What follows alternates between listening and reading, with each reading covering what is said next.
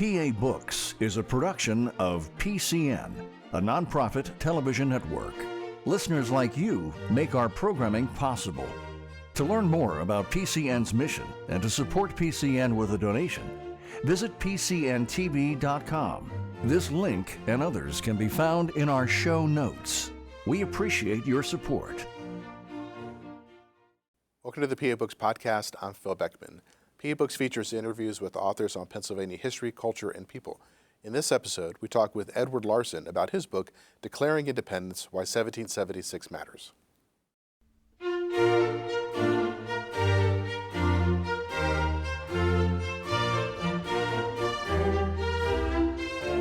This week on PA Books, Edward Larson, author of Declaring Independence.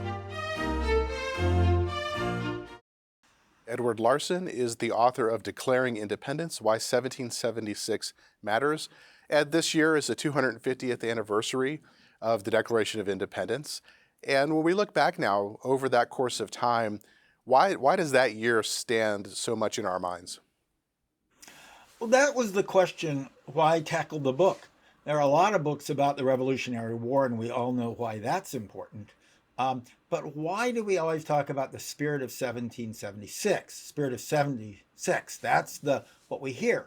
And so what I was curious about, since nobody had ever done it before, try to figure out what was important about that year.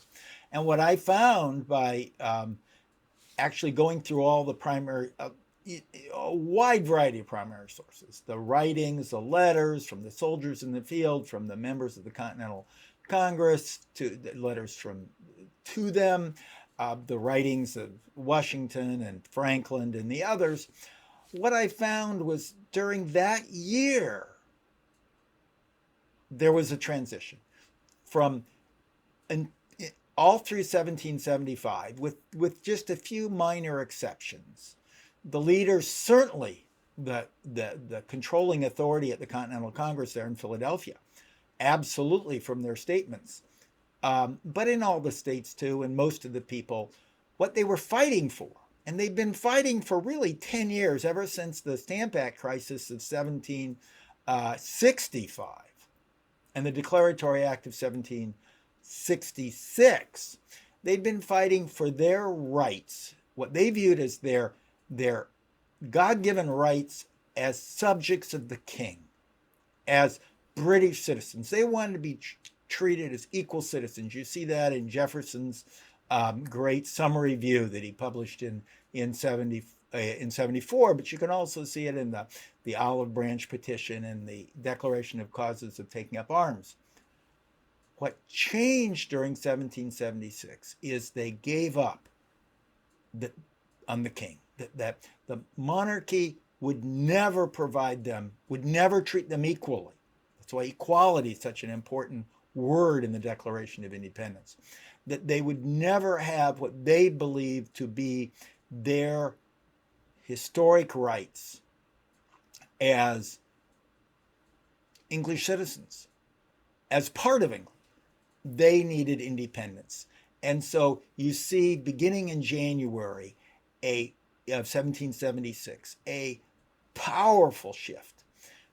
By the end of the year, it's absolutely clear the controlling majority from New Hampshire to Georgia were for independence. They believed that independence was their only route to secure their rights of life, liberty, and the pursuit of happiness.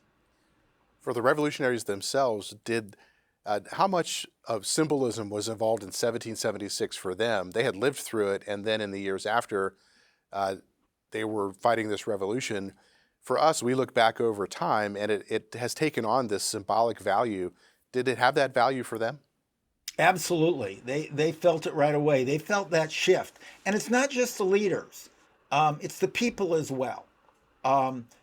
You can see it in the letters from the soldiers, their change in tone. You can see it from letters from constituents to their delegates at Philadelphia at the Second Continental Congress.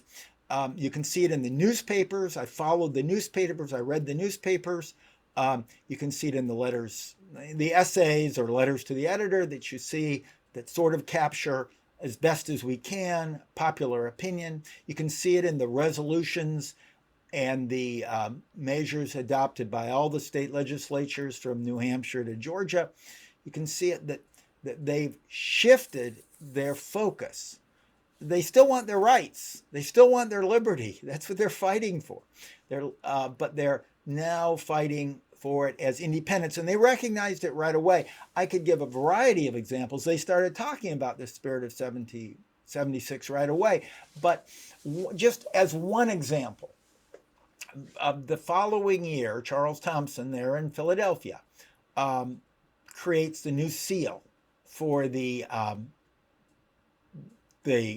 Congress for the United States. That's the seal you see if you look on the back of a $1 bill, that thing with the pyramid and the eye that looks so strange.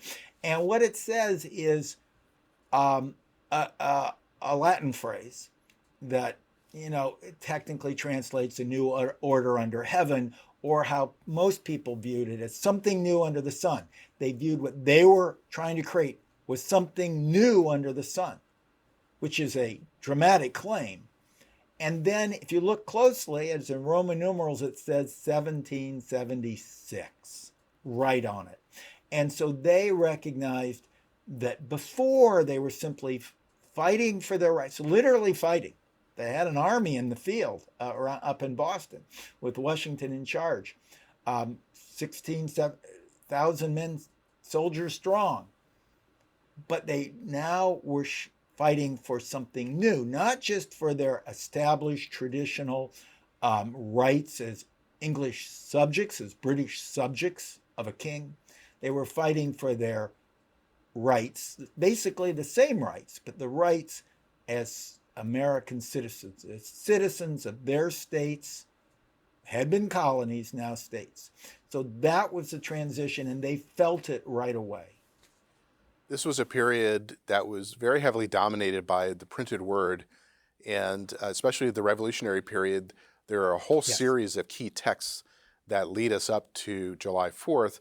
And if we could go through there and just look at some of those, James Otis published The Rights of the British Colonies Asserted and Proved, John Dickinson, The Letters from a Farmer in Pennsylvania, Thomas Jefferson, Summary View of the Rights of British America, and of course, Tom Paine's Common Sense becomes one of the really key texts early in 1776. Can you talk about how the arguments and the concepts of rights changed over these publications? Sure, and you've really picked out some important ones, though I would say it's Thomas Paine. He never called himself Tom. He was always Thomas. He was very clear about that.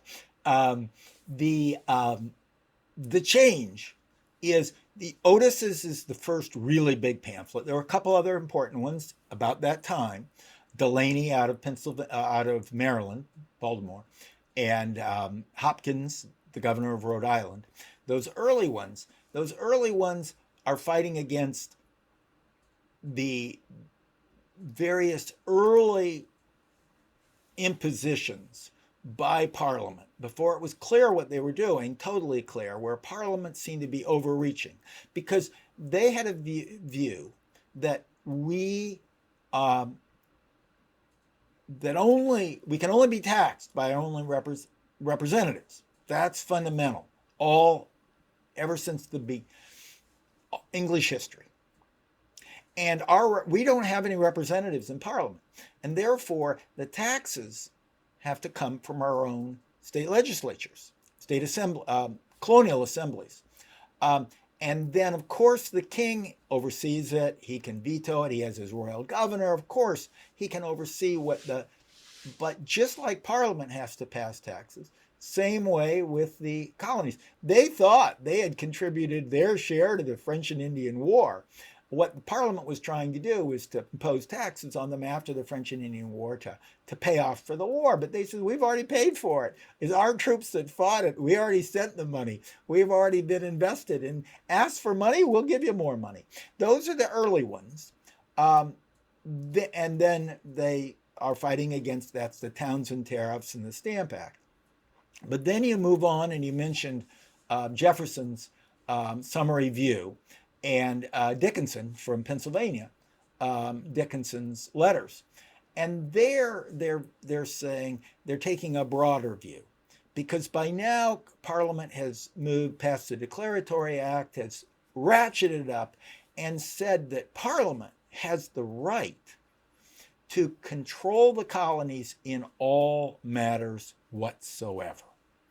And so these documents push back against it. Now, the king hasn't really weighed in yet, but Jefferson's Some Review was 74.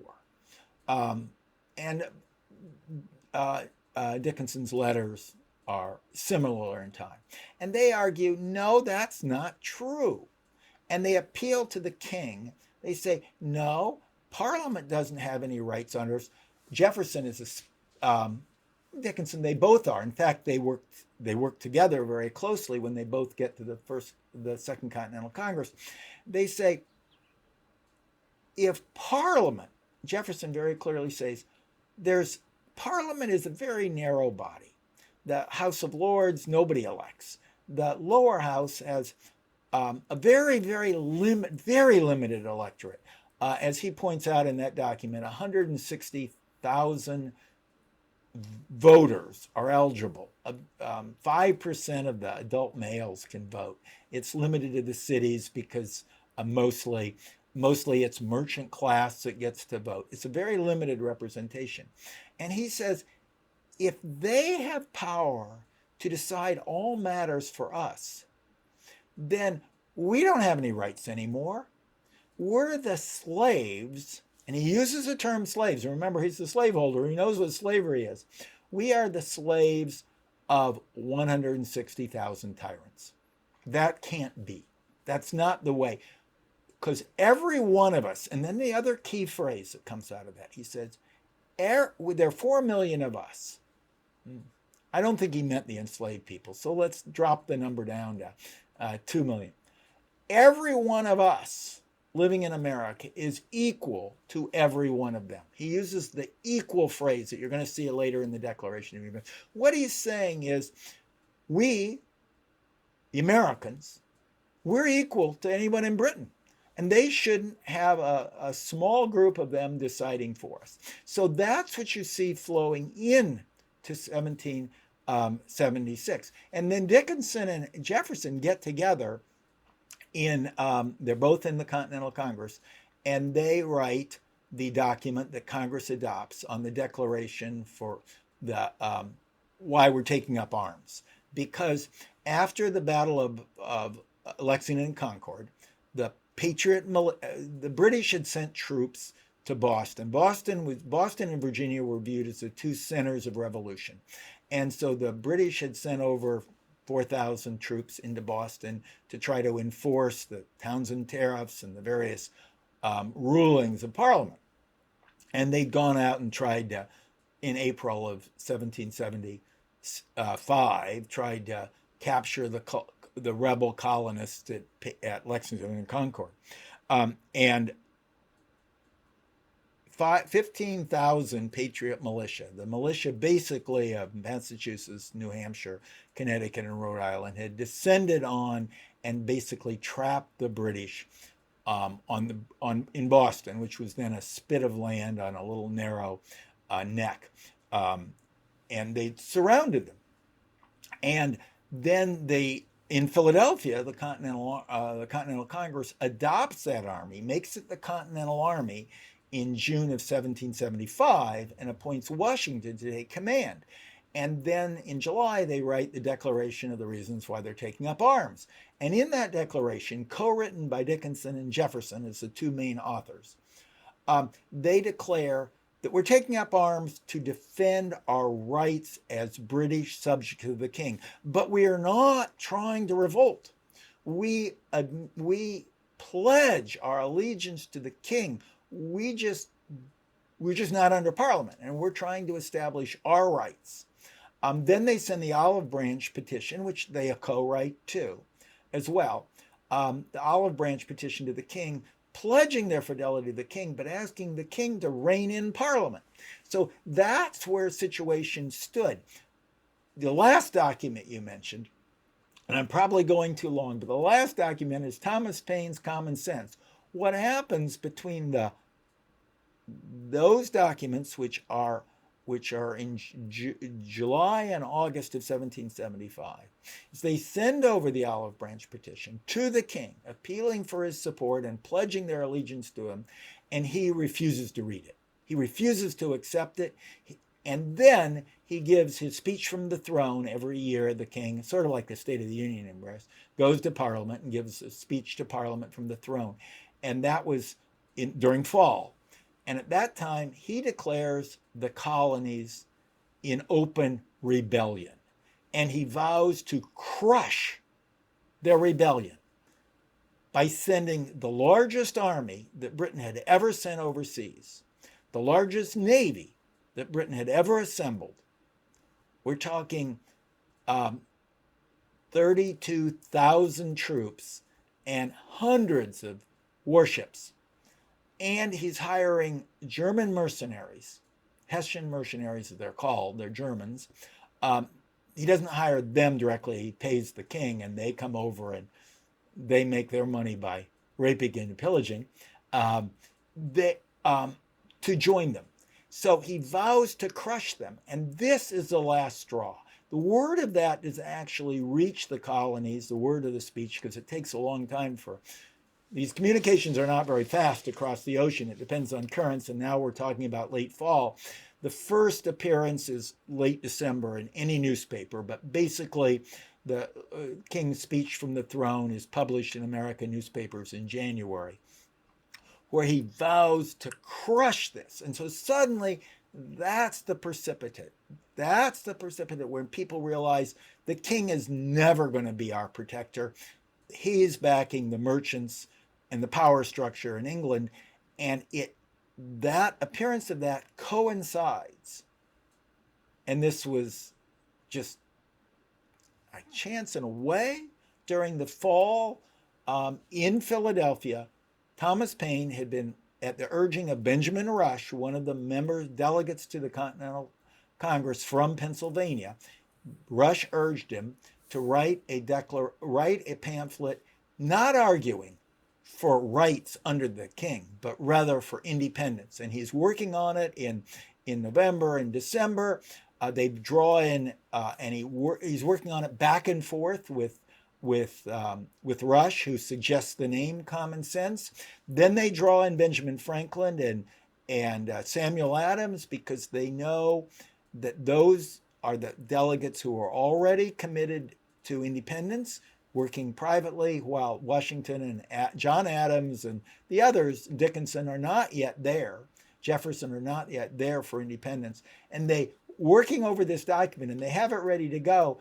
And it just happens that it's published there in Philadelphia in the middle of January, the same time the King's speech reaches them, and the same times they hear that on January 1, a Royal Navy squadron had bombarded Norfolk, Virginia, then the second largest city in the South, the principal port for Maryland and Virginia, in the Albemarle region of North Carolina, sort of the gateway to the Chesapeake. And totally, the subsequent fire destroyed 98% of this town. And so what they had in January was Paine's eloquent and carefully crafted, with Rush and Franklin and Adams, Samuel Adams, argument why only independence is the only way we can get our rights. And then hearing the king's speech declaring their open rebellion, so no hope from the king. The king was going to side with the wealthy people of Britain, the merchants and the aristocrats in Britain, and an example of what was coming in Norfolk. And that's what appears in the newspapers, those three coinciding in the newspapers in January, and the rest is history. Prior to the formal Declaration of Independence, some of the colonies had started to form independent governments, and the term that was often used was Republican form of government. What did that mean to them? That's a critical element. Remember, there was no United States back then. There were 13 separate colonies. There are actually 12. And they had their own charters. from the king. So they were royal governments authorized by the king, making the king sovereign. Now, if they wanted to break away, if they wanted to have independence, they had to reject their royal charters and implement something else. Well, what was that something else? The argument that Paine makes in Common Sense, and that others, Franklin was arguing, is that we have to have a different source of sovereignty. And they looked somewhat to John Locke's Thoughts on Government, which was almost 100 years old by that time, and they looked back to the Whig writers. Whig was the sort of the anti-monarchical group. They looked back to the English Civil War, which was in the mid-1600s, when the Puritans or Roundheads had overthrown the king and established a republican government, the Long Parliament, that was a model for what was happening in New England. They looked back to all those documents, and the alternative was, if the king is not sovereign, who's sovereign? The people. That's what Paine argues. That's what Franklin argues. That's the argument that's buried into the history of the English Civil War. And so, if the king is sovereign, then you're under the king. And that's how basically the whole world operated. They had whether it was China or Africa or Europe at that time, everybody had a king or a theocracy or an emperor, and that's where sovereignty lay. You can see it in reading Shakespeare when you read like Henry IV or any of those wonderful histories. They refer to the king, they don't call him Henry IV, they call them England and France, because they were England and France. They were the personification. The alternative was, we're going to make the people sovereign, which was basically Locke's argument, and Paine articulates it. Others are beginning to articulate it. And John Adams now flips over to be independence early in 1776, and he writes in Thoughts on Government, his most important pamphlet, greatest thing he ever wrote, comes out in May of 1776, and he argues the same thing. So you need new governments. You have to reject the charter and replace the charter, whether it's under a king or a proprietor under the king, as in Pennsylvania, with a republican form of government which declares the people are sovereign. So these documents, these new constitutions, they have to write a new constitution. And the process actually begins early in the year. But throughout the year, virtually every state, except those that are too tied up in warfare, like New York, that comes in 1777, all the states adopt new constitutions that declare, and they're very similar, they declare that all sovereignty lies with the people. And and they exercise it through their elected representatives. And they carry through a common theme, and basically they get this because this is outlined both in Common Sense and in Adams's Thoughts on Government, two different variations of the structure. Adams likes a balanced government with two House legislature and an executive and courts. Paine is more for a single House legislature, as Pennsylvania started with. But in both cases, the people are sovereign. They both argue that there should be a Declaration of Rights, established individual rights. And so all these constitutions, whether they follow the Paine model or they follow the Adams models, they set up a structure where all branches of government are ultimately responsible to the people. They're ultimately elected by people. They call for broad voting rights, basically all property owning or tax paying adult males, free adult males. And that, because property ownership is so easy and tax paying is so widespread, it's basically all free adult males voting, or virtually all, very wide representation. The government is elected by them, everybody directly or indirectly, chosen by the people, a Declaration of Rights because they don't want to tear it in the majority. So there's a Declaration of Rights because their goal is, the goal of government, both documents say, is to protect individual security or life, individual liberty, and the purpose of government is to the maximum human happiness. Now, that is really something new under the sun. That's what they were talking about, is something new under the sun. Nobody would have thought that English government, the purpose was human happiness and liberty. It was to serve the king. That's what authoritarian governments are. They serve the leader. That was France. What does Louis XIV say? The state is me. Denmark was another example of authoritarian government at the time. The Tsar in Russia, or the monarch in China, that was the purpose of government, to help them. That's how authoritarian governments work. But here they say the goal of government is life, liberty, and maximizing human happiness. That is what is new under the sun, and that is original with 1776. We'll be back in a moment with the PA Books Podcast. Enjoying this podcast? Please support PCN with a donation at pcntv.com. This link and others can be found in our show notes. We appreciate your support. One of the states that was developing its own government prior to independence was Virginia, and 3 key documents would come out of the Virginia Convention that would then have influence in Philadelphia in the Continental Congress. One of those was that Virginia approved a resolution on American independence. Mm-hmm. What did the revolution say, and what impact did that have in Congress? You've nailed it on the role of Virginia. Initial focus is mostly on Massachusetts, but the 2 centers of resistance were Massachusetts and Virginia. And Virginia there's no army there, so they can focus on dealing with working out intellectual. And they have a lot of leading scholars. What happens is, so they're sort of at peace. There's no British army invading them other than bombarding Norfolk. And what they try is, once the Congress passes the Resolution on Independent Governments, that is in mid-May of 1776, calling on all colonies to come up with a new independent government, a republican government, they get to work. Now, they recall all their delegates from Philadelphia except Jefferson, who's the most junior. They have to have somebody to represent them in Philadelphia at the Continental Congress.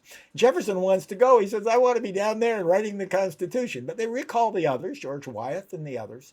But the most important person ends up being George Mason.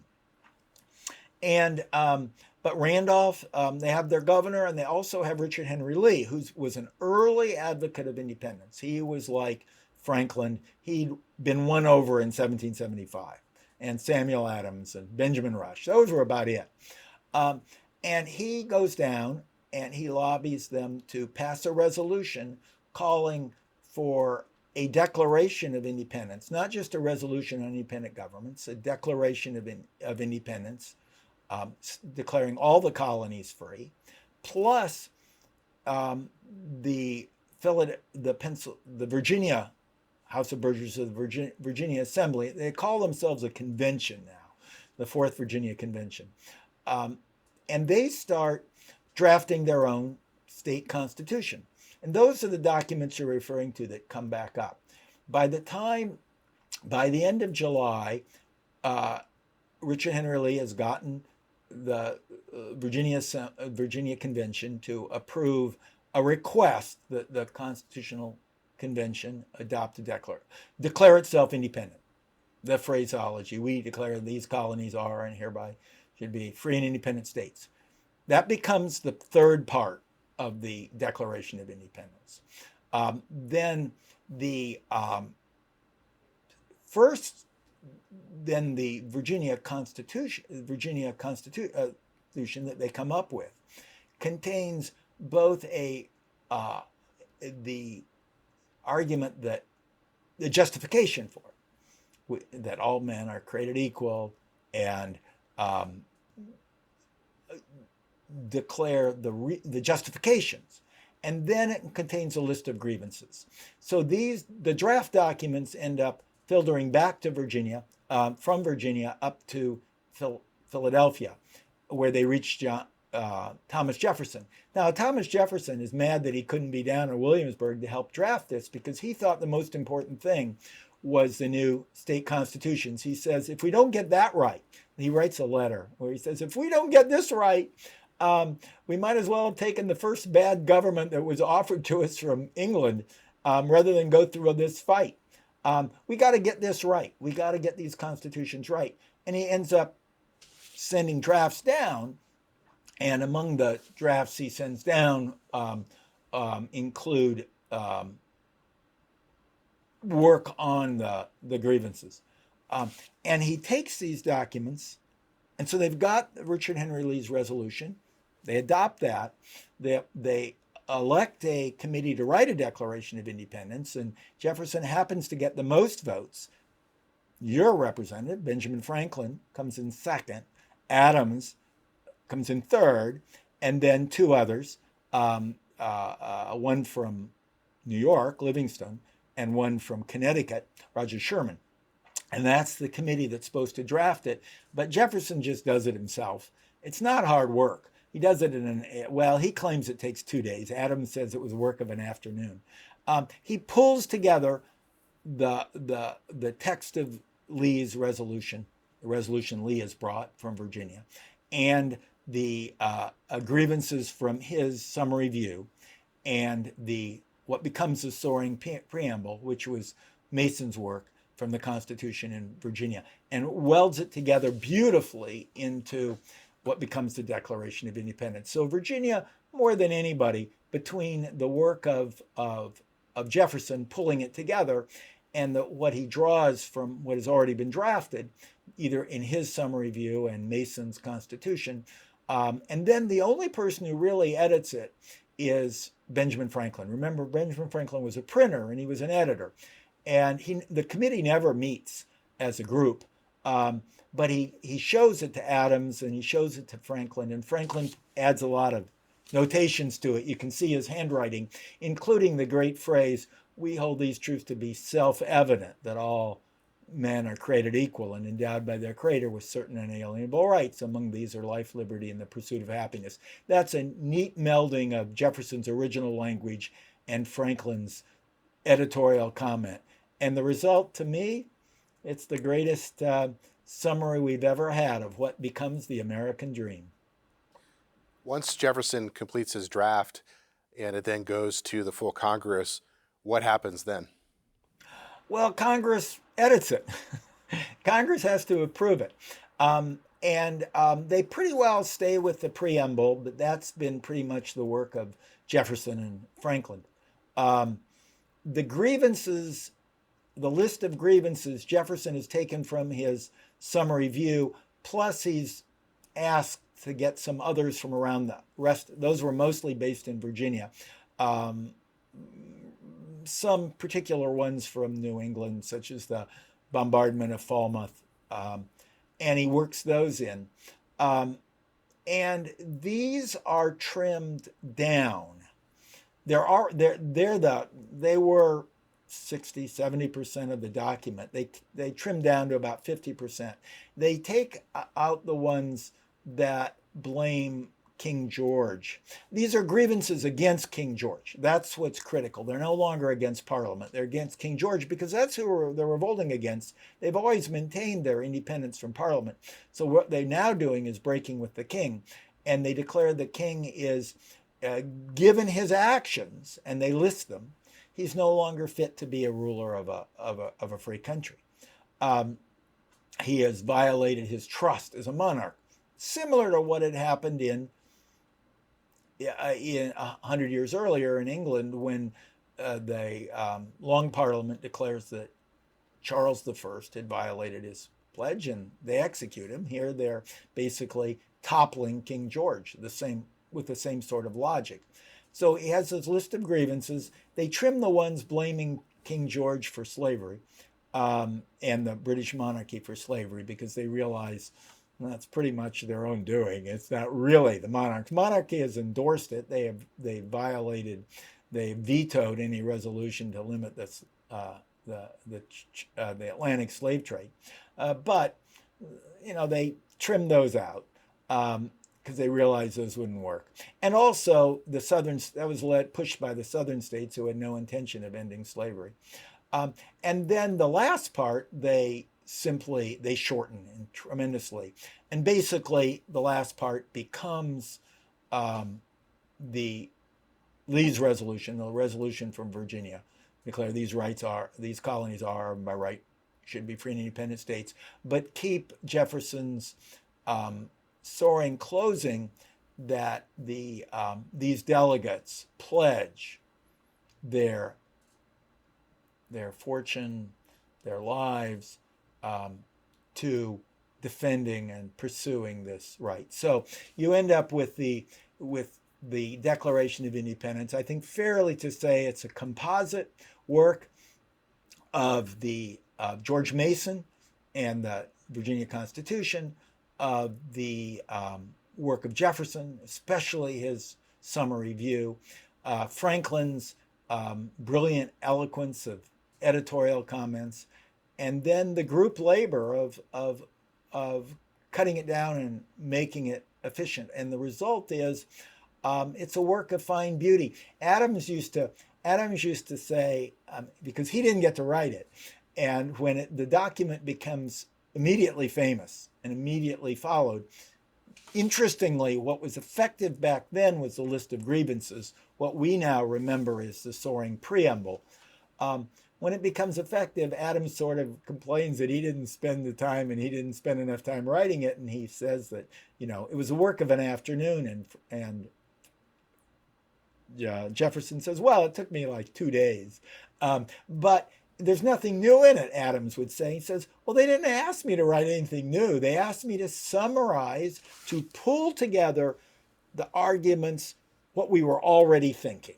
And that's what I did.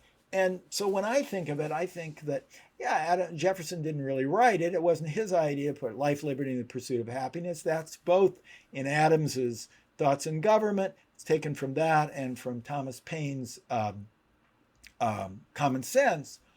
But, he wove them together so beautifully. I compare it to a fine Virginia quilt. Sure, it's a patchwork work, but it's pulled together so beautifully that it ended up singing then and resonating ever since. It becomes a founding document, which at the time they never thought it'd be. It captures those phrases like, all men are created equal, and they're endowed with their creator with certain inalienable rights. And those rights, among them are life, liberty, and the pursuit of happiness. And whenever any government is destructive to these ends, is the right of the people to alter or abolish it. That has sung through the years. It has inspired the movement toward abolition. Over time, even though that document does not free any enslaved people, it inspired equal rights and voting rights for women. Even though that document does not confer, it says all men are created equal, still the spirit of it has been a leavening force that has guided Americans in their unfolding and expanding of liberty. In the month or so just prior to July 4th, 1776, what was Pennsylvania's stance on independence? Well, Pennsylvania was a latecomer to independence for a variety of reasons, largely because of the Quakers, the Quaker influence in Pennsylvania, and the fact that they weren't directly under the king. Now, how did those play out? Well, the Quakers don't believe in violence and don't believe in warfare, so they're always going to try to compromise. Because they don't think they can revolt per se. So they were basically neutral, and that's a big chunk of the population they pulled out of the convention. But then you had the two factions. You had the Liberty faction, the Independence faction led by Benjamin Franklin, who'd been a colonial leader on and off for the previous 20 years, and John Dickinson. Now, John Dickinson was strongly committed to rights. He'd argued for rights, but under the king. He doesn't support the Declaration of Independence. He votes against the Resolution on Independence because he wants to work out reconciliation. Now, the government in Pennsylvania had been controlled by the coalition of Dickinson and the Quakers. And therefore, they had been latecomers. And who were pushing ahead was first New England. New England is the first because that's where the first battles are fought. They lop over toward independence. And then the South follows. After Norfolk, the South comes over toward independence, led by Virginia, but also the Carolinas. And they're backing independence. They decide we will be better off. They're inspired by Thomas Paine's common sense. They have their own trade is important to them. They want free trade. They don't want to be their trade controlled by England, like as Parliament had been controlling it. So they back independence. That leaves the middle states, anchored with Pennsylvania, but also including New Jersey and Delaware, which was a subset. Back then, they had a common governor. They really weren't two independent colonies. They each had their own assemblies. Goes from the history of when Delaware had started out as a separate colony and then was appended onto Pennsylvania. Maryland, those states were the reluctant ones. Those, and New York, those were the states that were, those middle states were reluctant. They didn't yet. Now, they got through the Resolution on Independent Governments in May because all they needed was a majority. But they believed that for independence they needed a unanimity. So they could get through the Resolution on Independent Governments. They could get through the early steps. They could get through the support of the Army because they could just have a majority with the North and the anchored by Massachusetts and the South anchored by Virginia supporting it. But they need to win over Pennsylvania. And so what happens when they're called to have independent governments? Pennsylvania didn't view itself as directly under the king. They were under the proprietors, which were the Penns. Now, the Penns lived, at this time, the proprietors lived in England. And the question is, but they had been relatively benevolent compared to the way the king was operating by that time in the non-proprietary colonies. Maryland was also a proprietorship colony under Lord Baltimore. And so it took a long time to break the power of the proprietorship group. But with this declaration, we have to have our own independent governments. And Benjamin Franklin, who was a master politician, bringing in the working class, bringing in the mechanics, bringing in the tradesmen, bringing in the farmers, getting the Quakers to pull back, to not get involved. Ends up working very closely with the Presbyterians, George Bryant, for example, and ends up getting a situation where the legislature, which is still dominated by the old forces, there's a popular uprising against the legislature.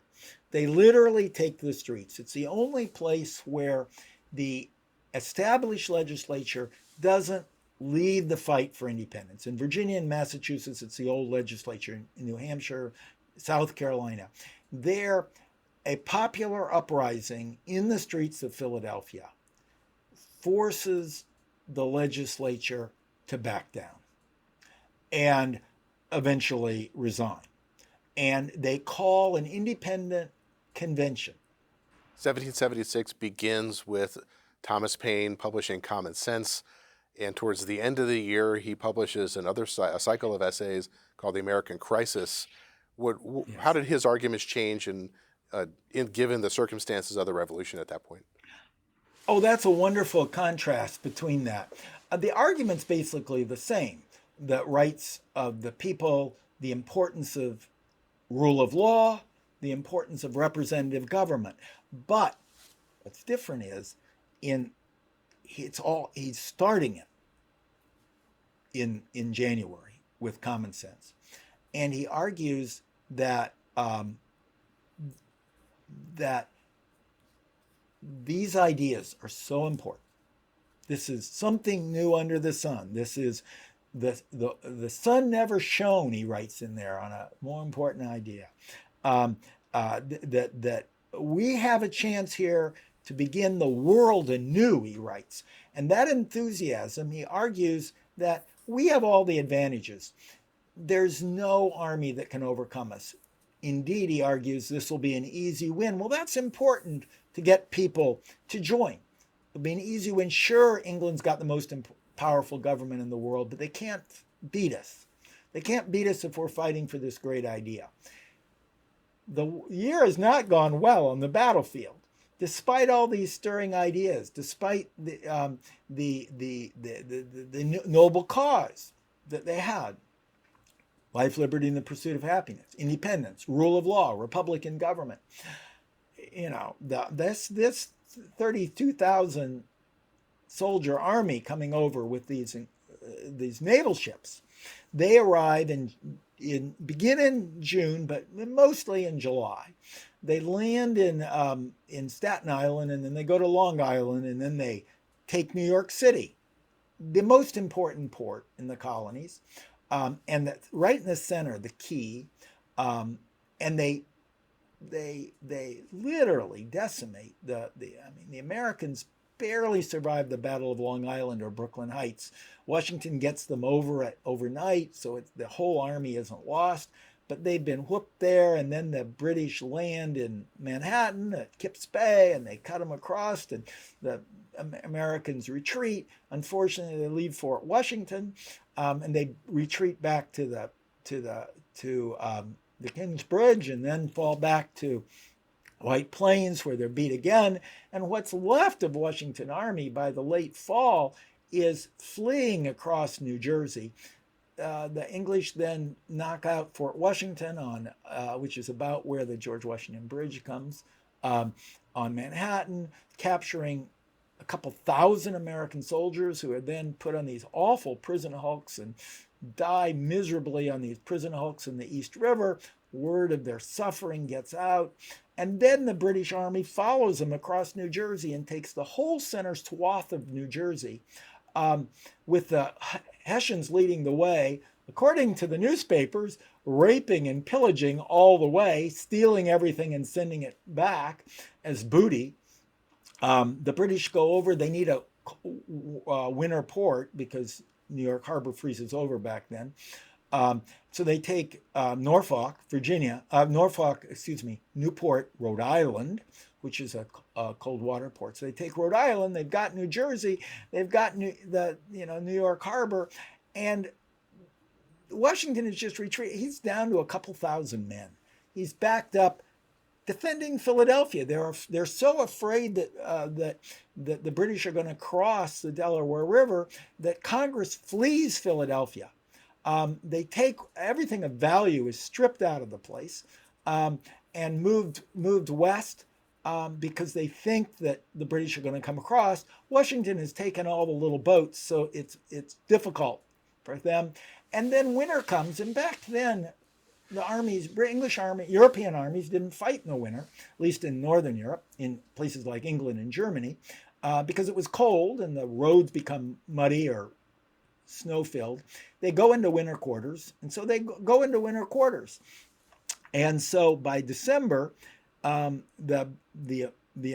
left of the American army, a few thousand people, are huddled on the coast of the Delaware River on the Pennsylvania side. fearful that the British are going to come across. The British go into winter quarters, and what they do is they pulled most of the British. This wasn't really well thought out. They pull most of the British back to New York City, where they go into winter quarters, and then they leave some Hessian troops on the borderland, like in Trenton, and a few other places along the coast in New Jersey. Then a more important base back in Princeton, and then a string of bases where they're in winter quarters across back to New York. Well, so Washington's going to lose what's left of his army because they signed up for a year. They're going to lose them on January 1st. This is where the crisis comes in. Payne, in the defense of Pennsylvania, Payne has joined the army. So he's aide-de-camp to General Greene. He's marching with the army, and he's trying to rally support. And he sees that the Americans are just beaten after beaten after beaten, and Washington's in full retreat. Everything the British want to take, they're taking. And Washington comes up with a little plan. What he decides is, and before he loses his army in December, at the end of December, let's get a moral victory. He had a lot of spies in New Jersey, so he knew what was happening in New Jersey. And there was a small battalion of Hessians in Trenton. There were other little battalions up and down. So he gets the militia, and New Jersey is pretty well not fought back until they see the Hessians stealing all their cows, stealing all their property, allegedly raping their women. And they get mad and they pull out to the parts of New Jersey that isn't captured, which is northern and southern New Jersey, around either the hills in the northern part or the pine barrens and the swamps down south. And they start organizing and they start attacking. They start like pinpoint prick attacks on the British because they're so outraged with what the Hessians are doing to them, and the British to a lesser extent. But the Hessians are left on their own. The British have gone back to New York, and they're raping and pillaging, allegedly, to their heart's content. And so Washington hears about these little attacks, and he says, I can go across. I can take what I've got left, because there's not that many Hessians there, and I can get a moral victory. I can go across the river and come down and take Trenton, and then our press can advertise that we're coming back. Not really. I mean, the British really didn't. I mean, Trenton wasn't very important to them, but we could make it important with our press. It would be a PR victory. And so Washington does that. The river's filled with ice. He's not standing in front of the boat. They actually take these barges that are all hunkered down. He takes over cannons and whatever, lands north of Trenton. Washington's Crossing. Your people can all go there. It's wonderful. You should all go there in December to celebrate. Go across, and then they march down, and they do this on Christmas. And so the Hessians, have been sort of enjoying Christmas, and it's a blizzard hits. And the Hessians know something might be coming, but with the blizzard, they think it's impossible. There's no way Washington's going to cross. There were supposed to be two other crossings, and they were all supposed to be a pincers movement on Trenton, but the other two didn't make it. One going straight across and one going in the south. Because of this, the further south in the river, the rougher the water was because of the storm. So Washington gets across, moves down, and totally surprises the poor Hessians. Captures them in very little time, and therefore gets this moral victory. He comes back, he captures the Hessians, he brings them back, and they're imprisoned in spread around Pennsylvania and in prison. Many of them end up staying there. Then Washington realized this was such a success, and he hears that the British have the other Hessian groups have sort of pulled back. So he decides, Trenton seems to be open, so he decides one last crossing. He'll go over again and take it again, because it seemed to work the first time. But the British have now sent an army of British soldiers down, and he hears about them coming. They come into Trenton. He backs around and takes the main base of Princeton. And then they have another victory, and then he heads up to the hills. He takes the cattle, that the British have, the supplies the British have at Princeton. And he goes up to Morristown, which again is in that safe sort of northern part that's protected by the militia. And he settles in and spends what's left of his troops, but his number of troops dwindles to a few hundred. There's hardly any troops left, but the British then retreat from what's known as West Jersey, pull back, and the Americans claim a moral victory. But that's where Paine comes in. He writes the crisis speech that is read to the troops before they head over to Trenton. And he says, these are the times that try men's souls. Hell, tyranny like hell is not easily conquered, but those who rally now will enjoy even a greater victory. And those words ringing in their ears, led by Washington, and you've got that ending that begins to turn the tide, begins slowly to turn the tide. And after that, the rest of the war, 7 more years, it's asymmetric warfare. It's like what's going on in Ukraine right now. No matter how much the British send over, Washington knows he's called Americans Fabian. He's called Fabian by then. He's known as Fabian, which was the Roman general who retreated in the face of Hannibal's superior army and wore them down. Washington begins this process of retreat. He later retreats right through and gives up Philadelphia. He doesn't even seriously defend Philadelphia, moves off to spend the next winter in Valley Forge. But it's this asymmetric warfare like Ukraine is doing against the Russians now, wearing down the British, because with these moral victories, with this inspiration, the Declaration of Independence, fighting for our life, liberty, and the pursuit of happiness, with these causes, the British Army, they can't occupy all of America. They occupy where they stand. They seem to freely be able to take Savannah or Charleston or other places. They hold New York all the way to 1783, but they just get worn down with time.